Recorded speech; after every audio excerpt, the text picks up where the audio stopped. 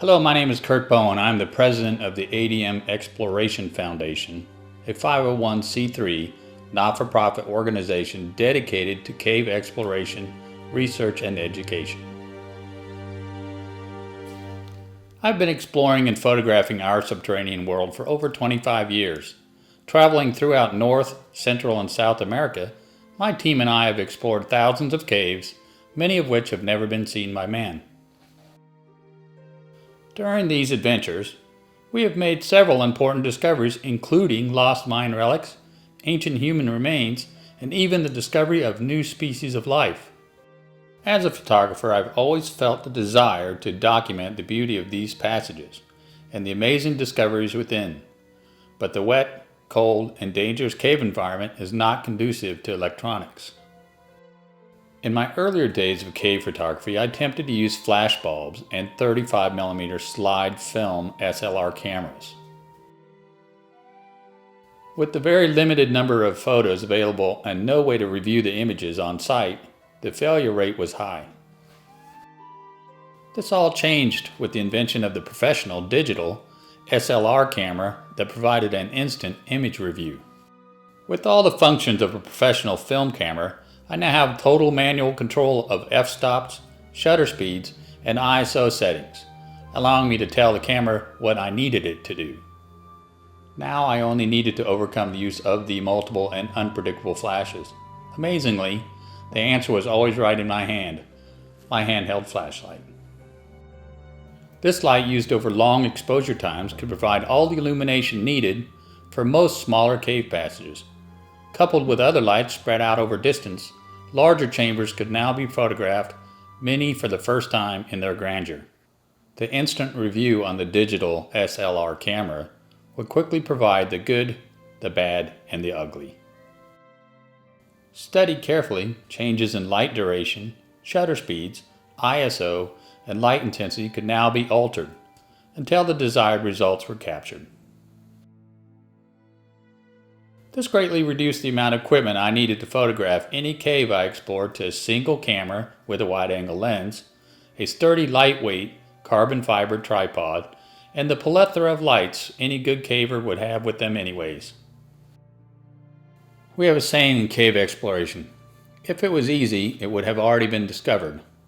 This saying also applies to time-lapse extreme environment photography. Most times, I spent hours shooting hundreds of images to produce a single outstanding photograph. The technique of light painting is very simple. Find the subject you wish to photograph, set your camera up on the most sturdy tripod possible. If needed, find a way to ratchet strap the tripod to the ground to help prevent even the slightest chance of movement. Set your camera ISO to the lowest setting possible, 100 if available. Place your f-stop on the lowest possible, f2.8 to f8. Adjust your shutter speed to 15 seconds. Set the camera on timer to reduce the chance of shake when depressing the button.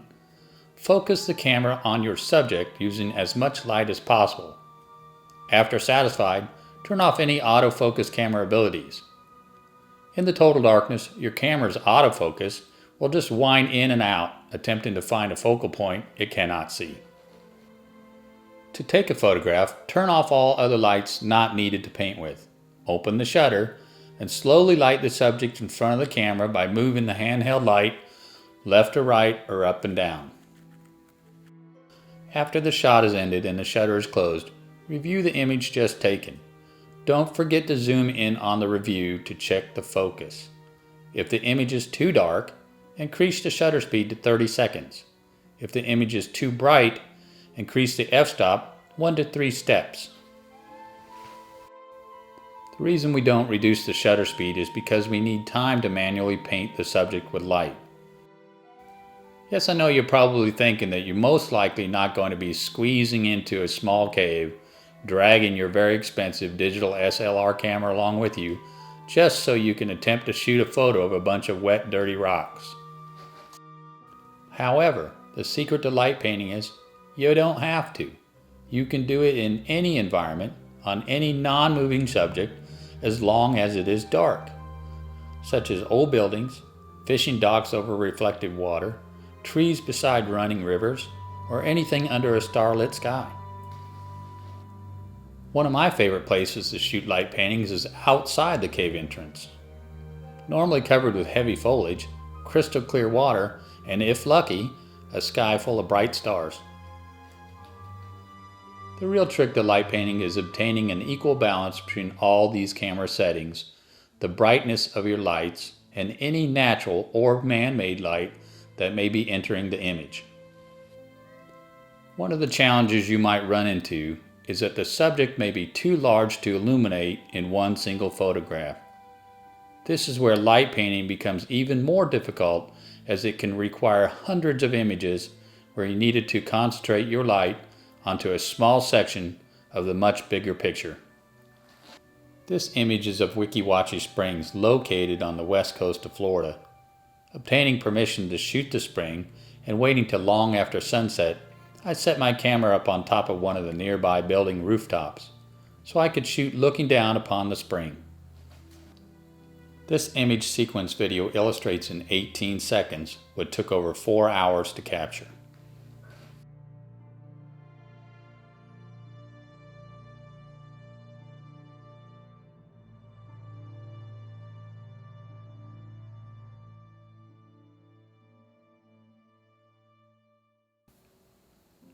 To throw salt in your wounds, this is only the first half of the process needed to shoot amazing light painted photos. The second half is sitting for hours in front of your computer, melding all these images together to create your masterpiece. But like I said before, if it was easy, it would have already been done.